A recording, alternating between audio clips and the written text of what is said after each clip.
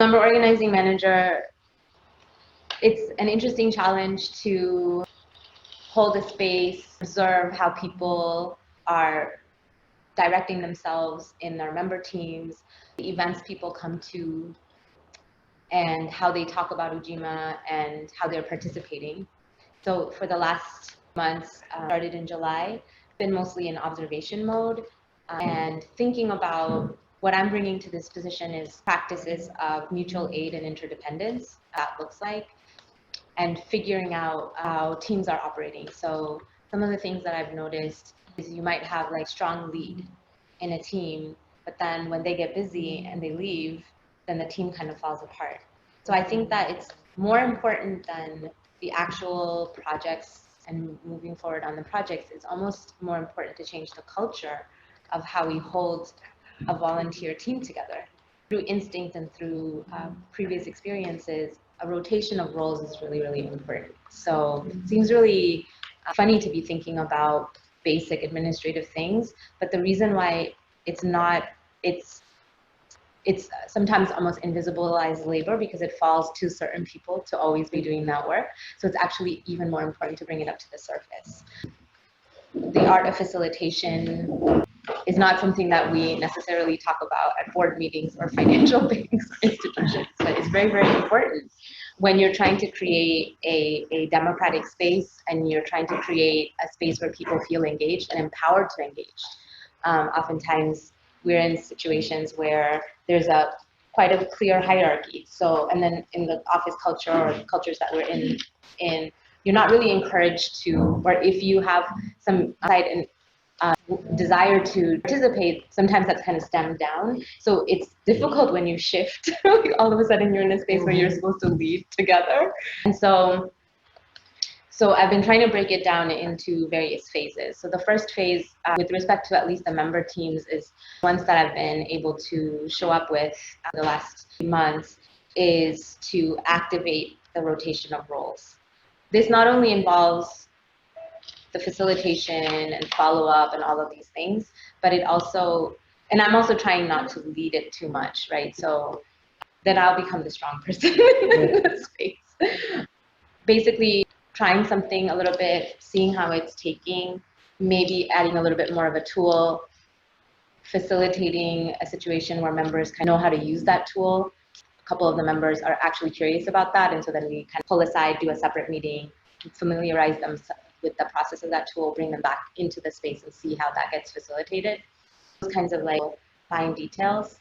Arts and culture, I think we have a lot of talent in some of the spaces where you make templates that might actually be useful in all of the teams.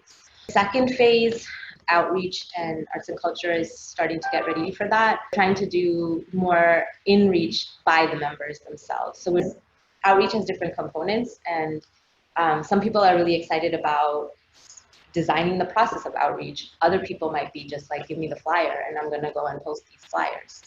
Where do we meet people where they're at and then encourage them or inspire them to maybe take on something that might be connected? The second phase I'm hoping to do is helping people identify other members, that just being more aware when you're in a space, events, that maybe you can carry some of the Ujima stuff with you and talk about it. You don't need to have a formal table everywhere. Maybe you notice that at certain community events, a group of people keep showing up. Maybe you can talk to them about Ujima because they're more likely to be working together. So it's like, how do people create relationships and how can we just be more organically activating that? Because it's sometimes kind of foreign, like we insert something like this in every conversation and make it like a normal thing, because this should be a normal thing. How do we create a fund which is helping communities survive, and not just beyond survival, like to actually sustain themselves? How can we become the infrastructure that is missing, the economic infrastructure that is missing in these neighborhoods that are history with redlining? It might look like reaching out to some of the members who signed up for our member teams who've not been able to show up on Wednesday meeting, but maybe reaching out and telling them what things have been happening with the team, what they're interested in, how they might be invited back into the team, how they might participate, to make it a little bit more like a regular conversation, so that we're not just working with the people who can show up on site on Wednesdays. Second bit.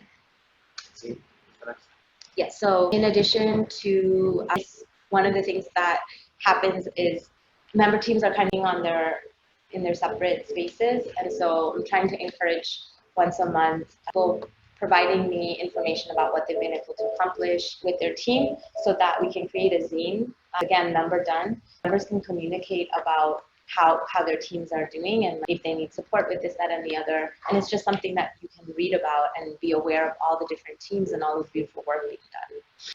Finally, related to that, right now I've been going from member team to member team. One of the things that I'm excited to activate is April, we have a fifth Wednesday.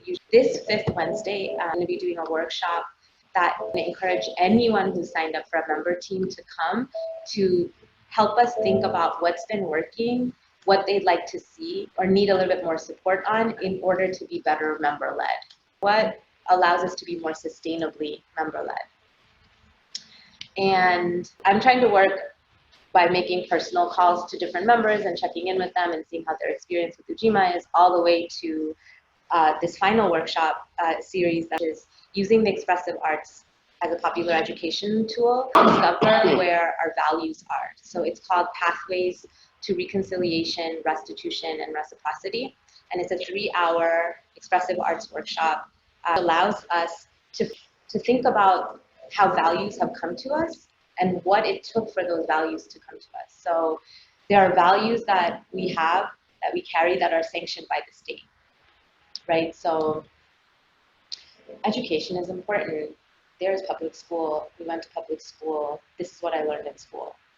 There are a lot of values that are not state sanctioned, that took a tremendous amount of effort because there is no state sanction. Sometimes the state is violent against those values, and somehow we still carry that value. So it's a way to track back to all the people that helped us have these values today, and to talk about the weightedness of what these values mean and how we're negotiating values when we're in relation with each other. That kind of texture allows us to, for the second series of this workshop, we're going to be talking about how these values help us come to what our individual understanding of democracy is, right? And just sit with that a little bit and figure out ways that we can use that wisdom and that learning, because each of us have a very, very strong individual insight and wisdom, and I really believe in sharing that in a group. So these types of processes allow us to go a little bit deep, because we're like usually running around using talking. So expressive arts allows us to use other modalities to release some of the stories and be able to shape together that I can't come up with, that other members might be holding, wisdom that they may be holding. That was exactly 10 minutes. Yeah. Okay. Turn clock. So maybe, can we do just a little bit extra time just in case it's a question and feedback?